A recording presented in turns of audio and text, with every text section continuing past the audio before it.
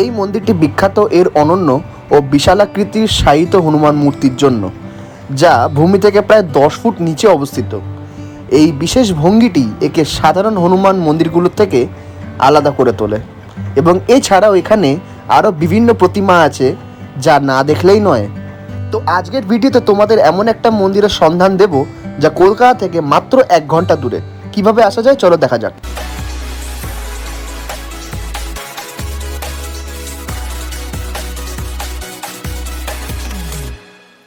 আমরা কথা বলছিলাম মাদ্রাল হনুমান মন্দির। অনেকেই এই জায়গাটার নাম শুনেছো, অনেকে এখানে এসেছো, অনেকে হয়তো প্ল্যান করেছো বাট আসতে পারোনি। তো চলো আজকের ভিডিওতে তোমাদের ফুল গাইড দিয়ে দিই যে কিভাবে এই জায়গাটায় আসবে। তোমাদের নলেজের জন্য বলে রাখি, আমি এখানকার লোকাল ছেলে, মানে আমার বাড়ির সামনেই হচ্ছে এই মাদ্রাল হনুমান মন্দির। তো যেমনটা দেখতে পাচ্ছ, শ্রীরাম বিদ্যাপীঠ বলে স্কুলটির একদম অপোজিটে হচ্ছে এই হনুমান মন্দিরটি। এই হনুমান মন্দিরের 2টো গেট আছে, বাঁদিকে আর ডান দিকে। বাঁদিকের গেটটার অপোজিটেই দেখতে পারবে টোটো স্ট্যান্ডও আছে। বাঁদিকের গেট থেকে এন্ট্রি করা শুরু করলাম, যেখানে টোটো স্ট্যান্ডটা আছে। যেমনটা দেখতে পাচ্ছ, এখানে প্রচুর কাউন্টার আছে, যেখান থেকে যদি কার পুজো দেওয়ার ইচ্ছা থাকে তো সমস্ত সামগ্রী জিনিসপত্র এখান দিয়ে কিনতে পেয়ে যাবে। যেমনটা আমরা দেখতে পাচ্ছি, খুব সুন্দর করে ডেকোরেট করা আছে এই পুরো চত্বরটা। ফ্লাওয়ার গার্ডেনিং করা আছে, বেশ সুন্দর সুন্দর স্কাল্পচার রেডি করা আছে। আমরা ঢুকেছিলাম বাঁদিকের গেটটা থেকে। যদি ডান দিকের গেটটা দিয়ে ঢুকতাম তাহলে সবার আগে আমরা যেটা দেখতে পেতাম সেটা হতো এই গণেশ মন্দির। আর এই গণেশ মন্দিরেরই ঠিক অপোজিটে এই হচ্ছে রথ। এবং এখানে হলো 2টো এন্ট্রি মন্দিরের ভিতরে যাওয়ার। একটা হচ্ছে সিঁড়ি দিয়ে যেতে পারি, আর একটা হচ্ছে এই বাঁদিকে যে রাস্তাটা সেখান দিয়ে। এটি এমন মন্দির যা ভক্তদের মধ্যে গভীর বিশ্বাস এবং শ্রদ্ধার প্রতীক। আর শায়িত হনুমানজির 13 ফিট মূর্তি সারা পশ্চিমবঙ্গে এখানেই একমাত্র পাবেন। তাহলে চলুন মন্দিরের ইতিহাস, সৌন্দর্য এবং এর বিশেষত্ব নিয়ে আমরা একসঙ্গে ঘুরে দেখি সমগ্র মন্দিরটি। মাদ্রাল হনুমান মন্দিরের প্রতিষ্ঠা সম্পর্কে শোনা যায় যে এটি বহু বছর আগে নির্মাণ করা হয়েছিল।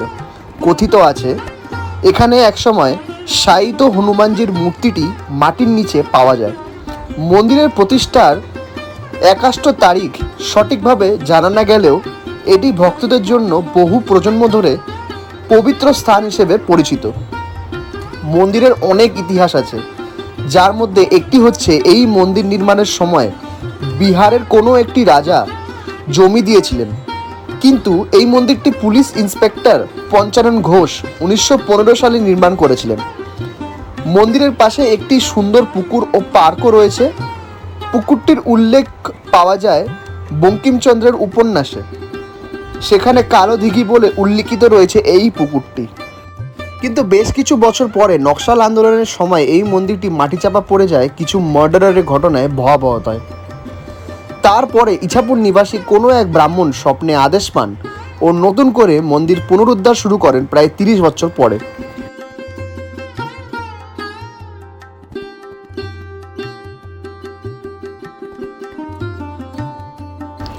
মন্দিরে একটি প্রাচীন শিবলিঙ্গও রয়েছে, যেটি অন্নপূর্ণা মন্দিরের নিচে রয়েছে, কিন্তু আসলে এটি সমতল থেকে 10 ফুট নিচে অবস্থিত।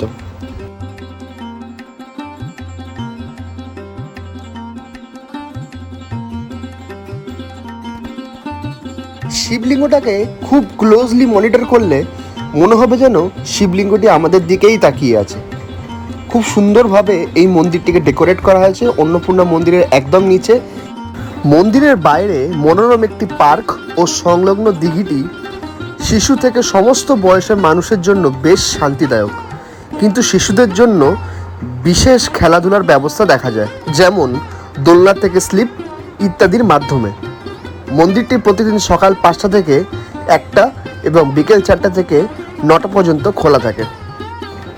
স্থানীয় কিংবদন্তি অনুযায়ী এই মন্দিরটি সেই স্থানকে চিহ্নিত করে যেখানে রামায়ণ ও ভগবান হনুমান তার যাত্রাপথে বিশ্রাম নিয়েছিলেন। ভগবান রামের জন্য তার দায়িত্ব পালনকালে ভগবান হনুমান এই স্থানে সাময়িকভাবে বিশ্রামের জন্য থেমেছিলেন বলে বিশ্বাস করা হয়।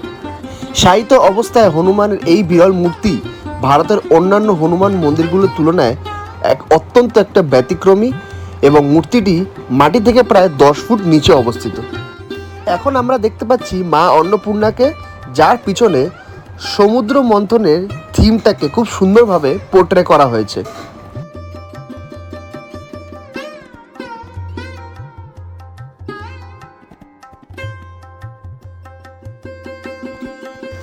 চলো এবার জেনে নেওয়া যাক কিভাবে আমরা এখানে পৌঁছাবো।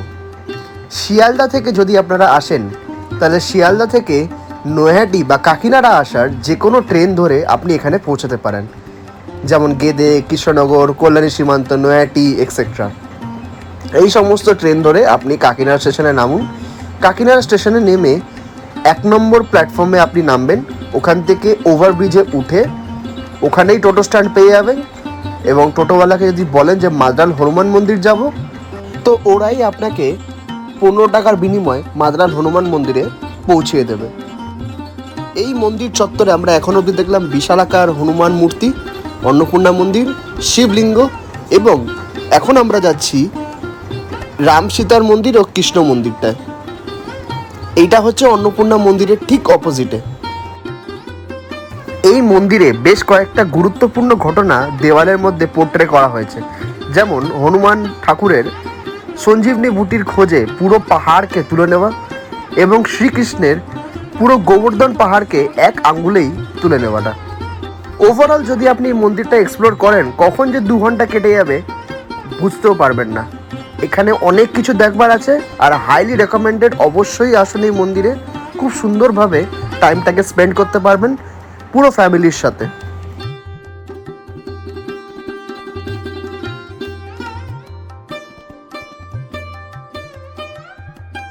এই মাদ্রাল হনুমান মন্দির থেকে মাত্র 10 পা দূরেই রয়েছে একটি বিখ্যাত কালী মন্দির। এটি হলো ফলহারিণী কালী মন্দির। যেহেতু এটি মাদ্রাল হনুমান মন্দিরের একদম কাছে, তাই জন্য এই জায়গাটা আপনাকে রেকমেন্ড করলাম। যদি আপনারা চান অবশ্যই ভিজিট করতে পারেন। যদি আজকের ভিডিও আমাদের পছন্দ হয়ে থাকে তাহলে অবশ্যই লাইক, শেয়ার এবং সাবস্ক্রাইব করতে ভুলবেন না। যদি কোনো কোয়ারি থাকে তো অবশ্যই কমেন্ট করে নিন, আমরা অবশ্যই রেসপন্স করব। দেখা হচ্ছে পরের ভিডিওতে। Take care, by.